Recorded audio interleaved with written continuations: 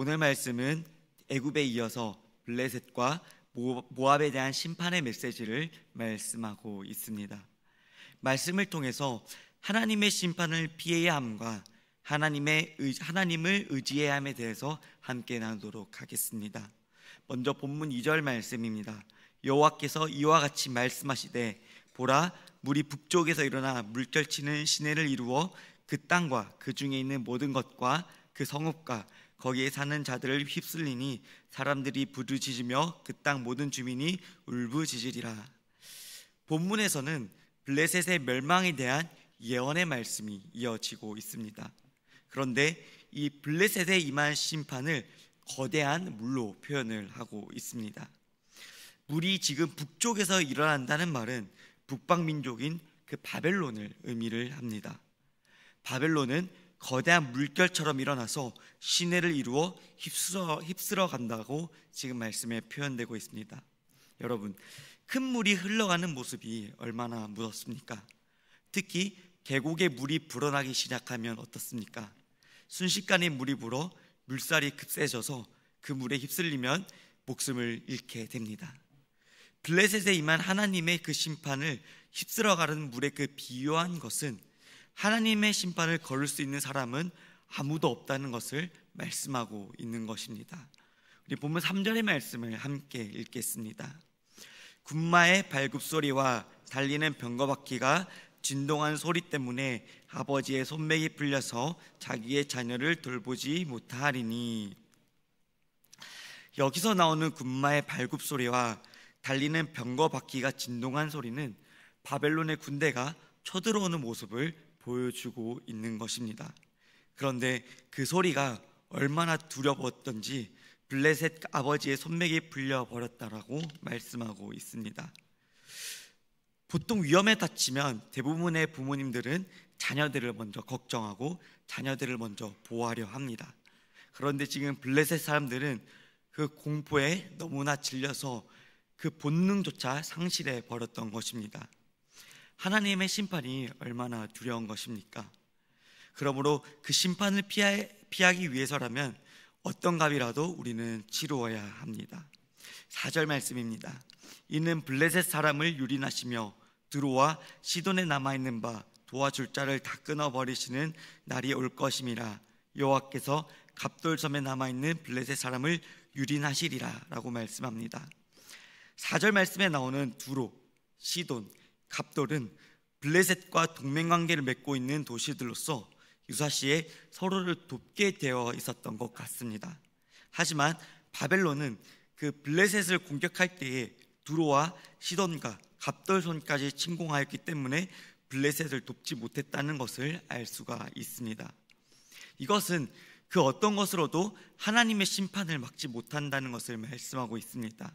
인간이 어떠한 계획과 어떠한 노력으로도 어떠한 그 멀리 내다본 것이 있다 할지라도 인간의 계획으로는 하나님의 심판을 피할 수 없다는 것입니다. 5절 말씀입니다. 가사는 대머리가 되었고 아스글론과 그들에게 남아있는 평지가 잠잠하게 되었나니 내가 내 몸베기를 어느 때까지 하겠느냐. 이것은 바벨론의 침공으로 황폐화된 그 블레셋의 지금의 현재의 모습을 보여주고 있습니다. 이 몸을 벤다는 것은 아주 극한 슬픔을 당할 때 그 몸을 자해하는 블레셋의 풍습을 보여주는 것입니다. 얼마나 슬프고 현재의 상황이 처참했으면 자기의 몸을 베기까지 하겠습니까? 하지만 아무리 해도 그들에게는 그들에게 임한 하나님의 심판을 피할 수가 없었던 것입니다. 6절 말씀 함께 읽겠습니다. 오라, 여호와의 칼이여, 내가 언제까지 쉬지 않겠느냐. 내 칼집에 들어가서 가만히 쉴지어다.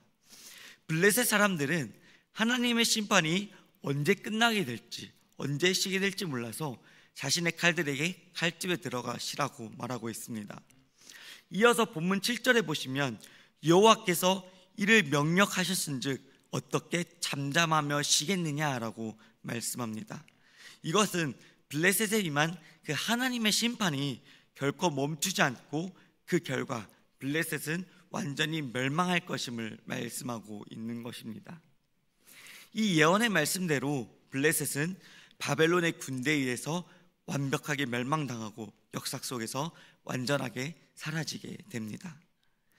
하나님의 심판에 대한 말씀에 어떠한 사람들은 거부감을 느끼기도 하며 불편하다고 말하기도 하는 사람들도 있습니다. 하지만 이 심판은 장차 반드시 이루어질 것임을 우리에게 말씀하고 있습니다. 그러므로 우리는 이 심판을 피하기 위해서라면 할 수 있는 무엇이든 해야 하는 것입니다.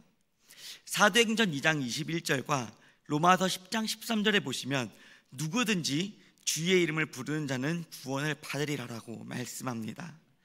사랑하는 법황교회 성도 여러분, 저와 여러분이 날마다 주님의 이름을 부르며 또 주님의 믿음으로 하나님께 심판당하는 백성이 아닌 하나님께 구원받는 백성이 되기를 소망합니다.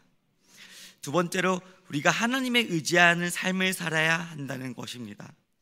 예레미야 48장 우리 1절 말씀을 함께 읽겠습니다. 모압에 관한 것이라 만군의 여호와여 이스라엘의 하나님께서 이와 같이 말씀하시되 오라 느보여 그가 유린당하였도다. 기럇다임이 수치를 당하여 점령되었고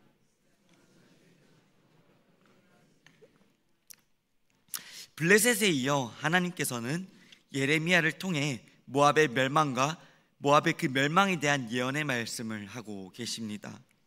모압은 요단강 동쪽에 위치하고 있으며 늘 이스라엘을 괴롭혔던 민족이었습니다. 2절 말씀의 서두에 보시면 모압의 찬송 소리가 없어졌도다 라고 말하고 있습니다. 이것은 모압이 바벨론의 침략을 받아 멸망하기 때문에 그 영광과 그 즐거움이 사라지게 될 것임을 예언하고 있는 것입니다. 모압은 원래 포도 재배와 목축업 그리고 잘 갖추어진 무역로 때문에 경제적으로 윤택한 생활을 유지하고 있었던 게 모압이었습니다. 그런데 하나님의 심판으로 인해서 더 이상 노랫소리도 들리지 않고 눈 깜짝할 사이에 비참한 신세로 전락하고 말게 될 것이라고 말씀하고 있는 것입니다. 2절 중반부에 나오는 헤스본에서 무리가 그를 해하려고 악을 도모한다라고 하는 말은 바벨론의 군대가 먼저 그 헤스본이라는 지역을 점령한 후에 그곳에서 모압을 멸망시킬 작전 회의를 하게 된다는 것을 말하고 있는 것입니다. 또 3절에서 5절까지의 말씀을 보시면 여러 도시의 지명들이 등장을 합니다. 이것은 모압의 도시들 가운데 그 어느 것 하나도 하나님의 심판에서 제외될 도시는 어디에도 없다는 것을 말씀하고 있는 것입니다. 그렇다면 모압은 왜 하나님의 심판을 받아 멸망하게 되는 것일까요? 우리 7절 말씀을 함께 읽겠습니다. 내가 내 업적과 보물을 의뢰함으로 너도 정복을 당할 것이요 그모스는 그의 제사장들과 고관들과 함께 포로되어 갈 것이라. 아멘. 7절 말씀을 보시면 모압은 그들의 업적과 보물을 의뢰하였기 때문에 정복을 당할 것이라고 말씀합니다. 그들의 업적을 의뢰한다는 것은 무슨 뜻일까요? 그것은 자신들의 행한 일에 대한 자부심이 매우 컸다는 것을 의미합니다. 모압의 대표적인 성읍 느보에서 발견된 한 비문에는 모압의 메사왕이 이스라엘 사람 7,000명을 죽였다라는 기록이 기록되어 있습니다. 적군이 이렇게 많이 죽였다는 사실이 모압 왕에게 얼마나 그 자랑거리가 되었으면 그 비문에다가 그 비석에다가 기록해 놓았겠습니까? 하지만 이런 것이 그들에게는 업적이고 그들에게는 자랑이 되었을지 모르겠지만 그들은 그것 때문에 하나님의 심판을 받게 되었습니다. 또한 모압은 보물을 의뢰하는 자들이었습니다. 이것은 물질 중심주의적 삶을 말합니다. 물질 중심주의적 삶은 모든 삶의 행복과 의미와 안정과 구원은 돈에 있다고 믿는 것입니다. 돈이라는 것은 살아가는데 분명히 꼭 필요한 것입니다. 그렇지만 그 돈을 사랑하게 되면서 돈이 삶의 목적이 되어 버리는 것입니다. 이렇게 자기 업적을 의뢰하고 물질을 의뢰하는 그 모압 사람들의 모습은 오늘날 현대 사람들의 모습과도 매우 닮아 있는 것을 보게 됩니다. 우리가 기술 문명을 발달하면서 사람들은 자신의 업적을 자랑하고 또 의뢰합니다. 하지만 이 모든 것이 이 모든 것을 주신 분이 하나님이라는 것을 우리는 잊어서는 안 됩니다. 인간의 이룬 모든 것들이 하나님께서 주신 지혜와 도움으로 가능한 것이기 때문에 그것이 우리의 자랑이고 우리의 업적이 되어서는 안 된다는 것입니다. 그것을 인정하고 우리가 하나님께 영광 돌린다면 모든 것이 하나님께서 하신 것입니다. 모든 것이 하나님께서 주신 그 지혜로 만들어진 것입니다 라고 인정하고 하나님께 영광 돌리게 된다면 하나님께서는 우리에게 더욱더 큰 복된 삶을 주시며 우리가 누리게 될 것입니다. 사랑하는 법방교회 성도 여러분, 저와 여러분이 우리의 업적과 물질을 의뢰한 삶을 사는 것이 아니라 하나님의 중심되는 삶을 통해서 오직 하나님께만 영광 돌리고 오직 하나님만 높이는 저희들이 되기를 간절히 소망합니다. 기도하겠습니다. 하나님 아버지, 하나님의 심판이 임하기 전에 주의 이름을 부르며 구원의 길을 나아가도록 주님 저희와 함께하여 주시옵소서. 주님 또한 물질을 우리가 우상처럼 섬기지 않도록 오직 하나님만을 섬기며 하나님만을 사랑하는 자가 되게 하여 주시옵소서. 주님 오늘 하루도 오직 하나님만을 섬기며 오직 하나님께 영광 돌리며 오직 하나님만, 그 하나님 한 분만 바라보며 나아가는 우리 법방교회가 다 될 수 있도록 인도하여 주시옵소서. 감사합니다. 예수님의 이름으로 기도합니다. 아멘.